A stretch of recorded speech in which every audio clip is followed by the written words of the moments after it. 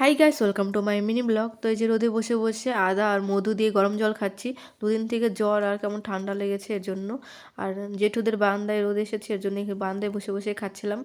তারপরে যে বড়ই নিয়ে এসেছে দাদা, তাও আমি আর আমার দিদি আর সবাই খাচ্ছিলাম, কাকি জেঠি সবাই মিলে। যে লঙ্কার গুঁড়ো আর লবণ দিয়ে, দেখতে পাচ্ছ যতই গলা ব্যথা করুক কাশি হোক তাও খেতেই লাগবে। এটার ভাগ ছাড়া যাবে না, এরকম একটা ব্যাপার। কে কে খেয়েছো কমেন্টে বলো। এই সিজনে আমি ফার্স্ট খেলাম আজকে। তো কার কার ভালো লাগে বলো কমেন্ট। তারপরে যে রাত্রেবেলা মা রুটি করছিল, দেখতেই পাচ্ছ চিনি ভিতরে দিয়ে, তারপরে যেরকম করে তা চার সাইড দিয়ে এখন মুড়িয়ে মুড়িয়ে নেবে, নাহলে চিনিটা বের হয়ে যাবে। তারপর তেলে ভেজে নেবে, দেখতেই পাচ্ছ।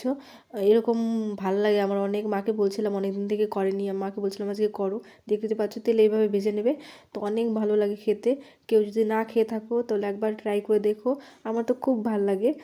তোমরাও খেয়ে দেখো একবার। দেখতে পাচ্ছ, তারপর নামিয়ে দেবো। ভিডিওটা এখানে শেষ করছি। ভিডিও যদি ভালো লাগে সাবস্ক্রাইব করতে বলুন। টাটা।